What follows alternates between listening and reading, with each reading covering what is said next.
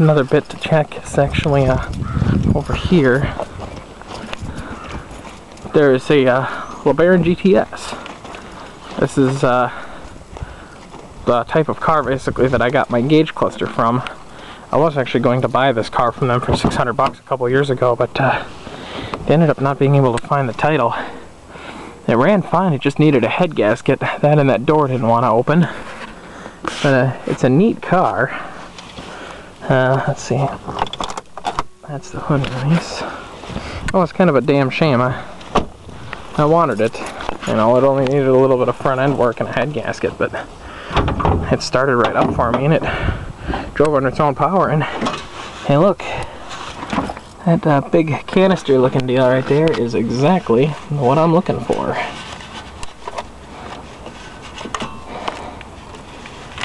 If you've seen my shadow video, the thing that I needed was an oil pressure sensor so that I could get an actual readout on my gauge cluster.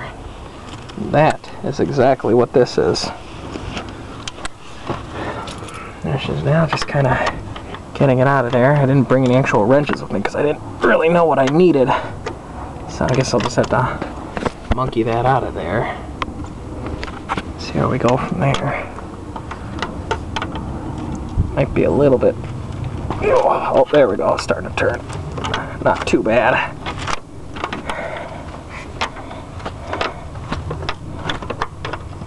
Because, yeah, some Dodges, if they didn't have an oil pressure gauge, they don't have one of these senders. But it's really easy to throw this stuff in. I would especially suggest it if you'd like to play with anything like this that's got these 4 cylinders and doesn't have a temperature gauge, it just has a dummy light. I can say from experience, you do not want to rely on the dummy light.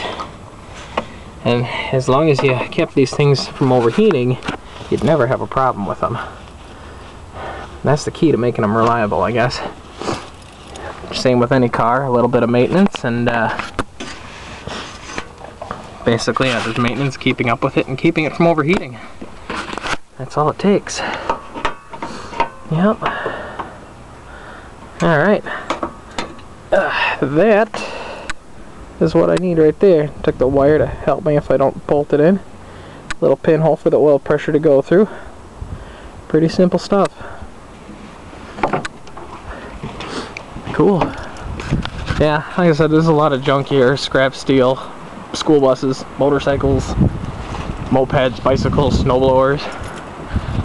That little blue shadowy S there was a turbo that we harvested the computer shit out of. And doesn't have anything else too special in it. It does have a 5-speed, but I think the transmission is no good, and I think that's why it's here. Because I remember starting that one too a few years ago, and it ran just fine. That's one of the other fun things. You'll find vehicles in the back that still have charges in their batteries. You can see if they run, move the battery from vehicle to vehicle to check on a few things. They got a lot of interesting stuff here. Piles and piles of stuff. The old Blue Beast. A ice cream truck. Play with ice cream truck decals still. Yeah, there's a lot of stuff. Fritz really fresh candy. That's what it says on the side of that. Some crazy stuff here. Crazy stuff. There's a really old school bus. Judging by the look of the front end, from the 50s.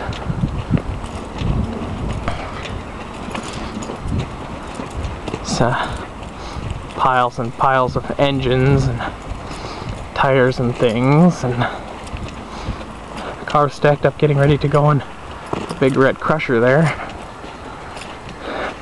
More engines. Flat cars. Yeah, they do things a little on the sloppy side here, but I guess that's what makes them unique. More old trucks back there. And the key also here is there's a whole ton of old cars and things.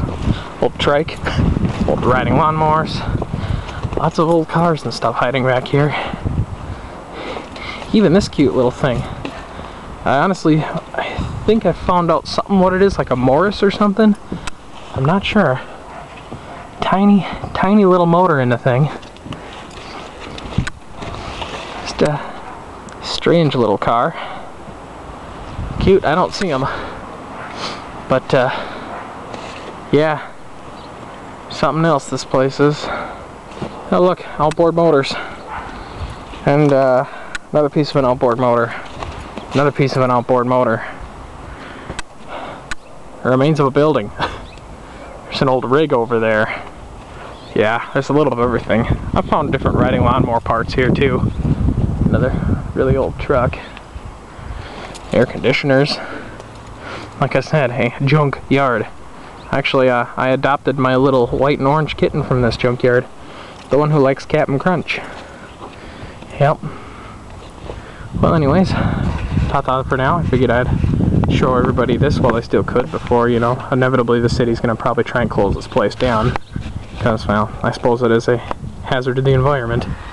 There's an awful lot of garbage, so gotta enjoy it while it lasts before this yard's gone and everything looks like you pull our parts. Be a sad day when that happens. Well, see y'all.